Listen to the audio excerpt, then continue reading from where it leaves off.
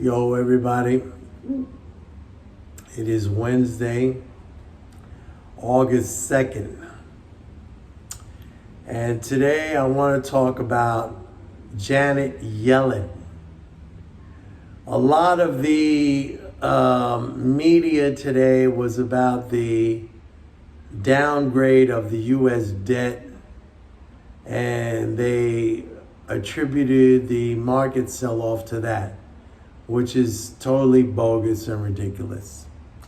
Okay, we had the downgrade of the U.S. debt in 2011 by Standard & Poor's, and I wrote a lot about that on my blog, MikeNormanEconomics.blogspot.com. There is no connection between there is no actual connection between the downgrade in U.S. debt and the stock market. The stock market is going down because what I told you guys, like fiscal flows are going to peak out in the first week of August, and that's exactly what's happened. Fiscal flows are, that's the power, the strength, the force that's pushing up the market. And I said it was going to peak out in the first week of August. But Janet Yellen arguing vociferously and just like, this is a sad situation, folks. I don't even know how to explain it. But the United States Treasury Secretary, like, arguing or like pleading against these stupid idiot rating companies is just so bad. I don't know how else to frame it. I mean, she should have been just completely dismissive, or even better, she should have said, like, this is bogus. This is a situation that they don't understand. It's clear that they don't understand it. And it is just an ignorant portrayal of the situation. Instead, she tried to rationalize it that, oh, we don't have as much debt, blah, blah, blah. She is a terrible, terrible Treasury Secretary. And I don't think she was a very good Fed chairperson. But in her term, there was not like a lot of, calamities or whatever that she had to deal with. But as a Treasury Secretary, she was absolutely, utterly incompetent. And, what the hypocrisy is, she goes on saying like the debt is unsustainable, where that is completely not accurate, whatsoever. So, like, who's going to take her seriously? Folks, who's going to take her seriously? Nobody's going to take her seriously, because she spent months and months and months and years talking about how the debt was unsustainable. And now she's like begging the rating agencies to please change their view because we don't have so much to pay. I mean, that's like fucking ridiculous. This woman doesn't know shit. She doesn't know shit. And it's a shameful, it's just a shameful thing that we see her pleading against the rating agencies and trying to convince them that, first of all, I told you the story of me last night, how I worked for Standard & Poor's and what happened, and they are totally clueless, number one.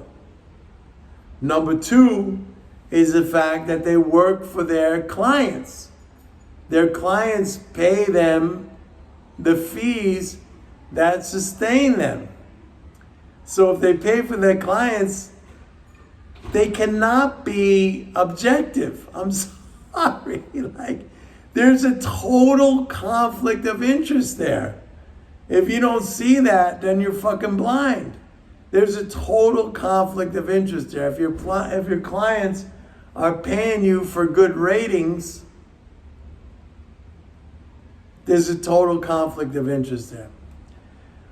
But Janet Yellen is clueless. And this goes back to what I've been saying. Like, how do these people, some of you have asked me, like, how do these people achieve, like, high levels in policy? Because they're all in the same group. They're all in this, like, it's the same paradigm. And this is the acceptable paradigm. And so, like, these people get recycled through all kinds of policy positions. They go, Fed chairman, Treasury secretary, whatever. It doesn't matter what they know. It doesn't even matter what they don't know, because that's more important than what they know, right?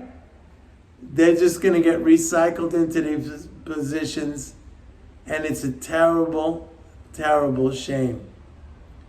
These people are incompetent. They are dogmatic. They are, it's like a cult.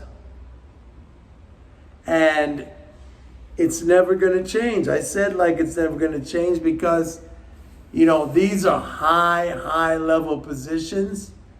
You get in there as a believer of the orthodoxy. If you're not a believer of the orthodoxy, you will never get in. And once you are in, these are very high-level policy positions, which are, everybody wants to be in that capacity. So you're not going to give that up. There are privileges and access that you cannot even imagine. You see what I'm saying? But this woman is a dope. She's a jerk. She's an idiot. On the one hand, she's saying, like, this is, we can't sustain this debt. And on the other hand, she's arguing with Fitch. Any credible Treasury Secretary shouldn't even respond to this.